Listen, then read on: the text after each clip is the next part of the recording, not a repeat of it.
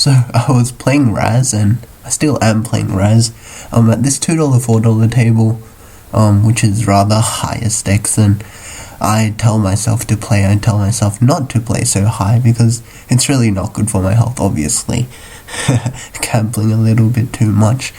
So yeah, this was one of the hands that I was playing, and I was wondering, I just thought this hand was very special and very unlike any other hand I've ever played.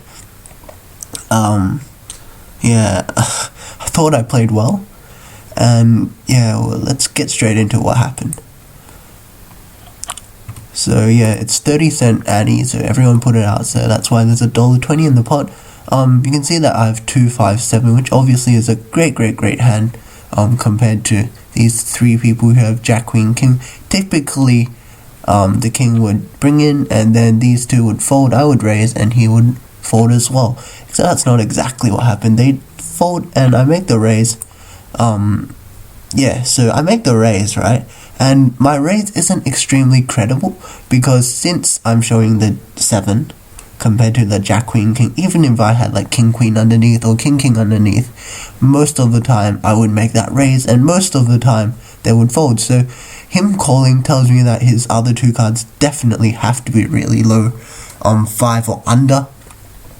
Except I hit a 6 while he hits a 4. So that's a great card for me because I can continue without looking. I can continue, and he can still think that I could have any 2 random bad cards underneath.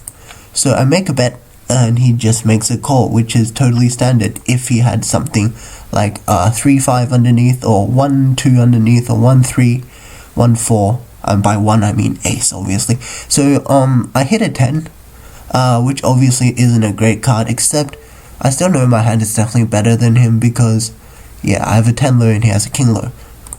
So I make a bet, and he decides to make a raise. So yeah, that's obviously a really powerful move, right? So it's telling me that, wow, it's very likely that his other 2 cards would be something like 3, 5, or ace 3 or ace 5, that he's drawing to the nuts, or very close to it. Or he could have, like, the at worst underneath, I would think it would be ace 6. So he makes a raise, which is telling me that after he hits 1 card, chances are that he beats a 7 low. So he made the raise, which might be a statistically correct move, I'm not too sure. Yeah, he makes a raise, and I got no choice but to call. I can't possibly fold it since I'm showing a better hand right now. I make the call, and on the turn he pairs up his 4, which is obviously great for me, which means that he still has a king low. And even though I got a jack, yeah, obviously the jack is awful card for me. I didn't improve at all. Yeah, but since he didn't improve either, that's good for me. So I decided to make another bet, hoping that he'd just fold whatever draw he has, because he can't possibly have the right odds to draw and hit whatever card, right? So I make the bet, and he actually makes a call. So yeah, obviously he has that like really strong drawing hand underneath. And I hit a 3 on the last card, which is obviously one of the best cards possible, the second best card possible, best card being the ace. So now I have the 2, 3, 5, 6, 7 low, which is very good in general. And I feel like if he hit something, like if he actually like hit the best hand he could have possibly hit, which is an ace on the river with his 3, 5, for example, then obviously my hand wouldn't be too good. So I decide to make a check, because if I make a bet and he makes a raise, it would be very difficult for me to make a call. So I decide to check, and he decides to make a bet. And since he makes a bet, obviously it could be a bluff, or 2, he could have hit a really good card. And I was thinking, generally, if he hit like a 6 or if he hit a 7, right, he would have probably checked behind. Anything that's 7 or above would have probably checked behind, unless it's a bluff. And if it's not a 7, it would have to be precisely a 5 or a 6, provided that like it's not those 2 cards either.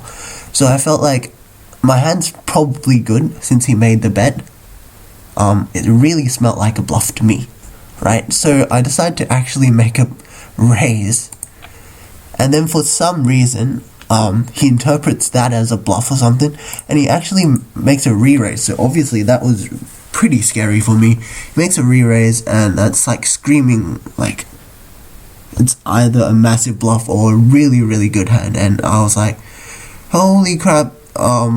Yeah, I sort of felt like I was committed. And because I actually did hit a really good card on the end, I actually did hit like that 3 that I really, really wanted.